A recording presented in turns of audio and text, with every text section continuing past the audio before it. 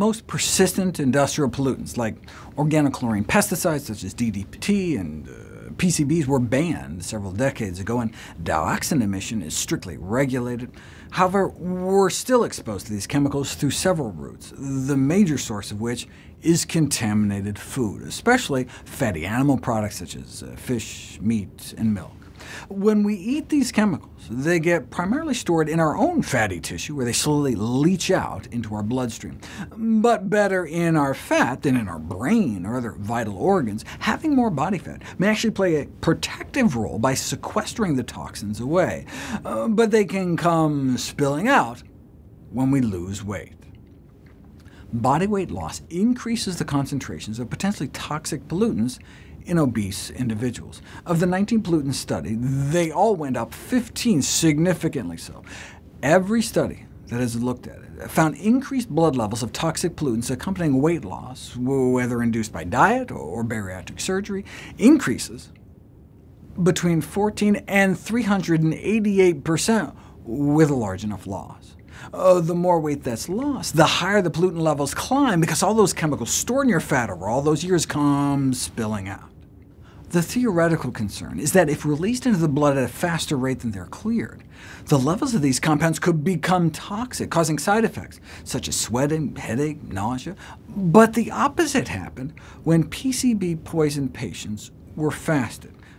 In 1979, about 2,000 people in Taiwan were exposed via an industrial accident that contaminated rice oil, leading them to have a higher body toxicity burden than even longtime consumers of seafood.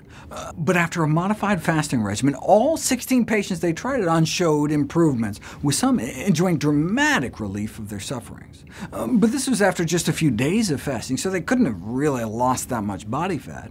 And they didn't measure PCBs before and after, so it's not clear that they were experiencing some sort of detox, nor what relevance this has for people who haven't been acutely poisoned. The initial rise in pollutant levels in the first year of weight loss may eventually stabilize or fall.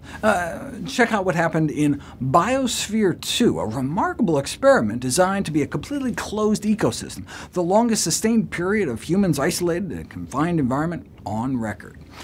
But due to crop failures, it turned into a 2-year experiment of calorie restriction. They all lost about 25 pounds in the first 6 months, and stabilized there. And while the levels of PCBs and a DDT metabolite known as DDE initially went up, they appeared to start coming back down, but that initial spike is quite a jump. That's one of the reasons health authorities recommend women don't try to slim down during breastfeeding. For example, here's a woman whose breast milk levels jumped up after she had fasted and lost about 20 pounds. Because fat is mobilized into breast milk, the secretion of human milk is a major way these pollutants are eliminated from the mother's body. Breast is still best regardless, but you can keep your levels lower by not going out of your way to lose weight until after breastfeeding is finished.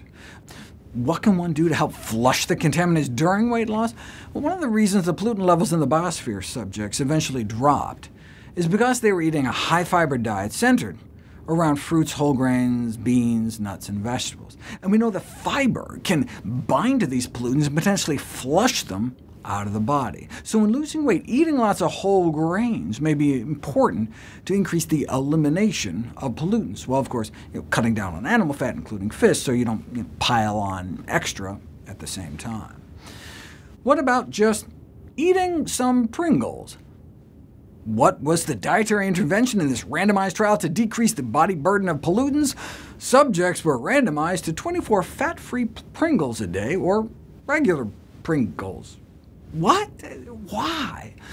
It all started with this crazy case report of a guy heavily contaminated by PCBs who managed to rid himself of 90% by losing weight eating potato chips made out of the fake fat olestra, which doesn't get absorbed, and so appears to pull pollutants out of the bloodstream into the stool for elimination. It works in mice, increasing the excretion of hexachlorobenzene 30-fold and cutting the levels in their brains in half, but in people, the drop in PCB blood levels with the olestra Pringles was not statistically significantly greater, and for some reason, the LDL bad cholesterol levels shot up 28 points in the olestra group. And while olestra drugs like cholestyramine may absorb pollutants and remove them from your system, they also may cause you to dump fat-soluble vitamins. So, to get the best of both worlds, losing pollution without losing vitamins, fiber-rich foods may be our best choice. Instead of olestra supplementation to detox, why not try to not tox so much in the first place?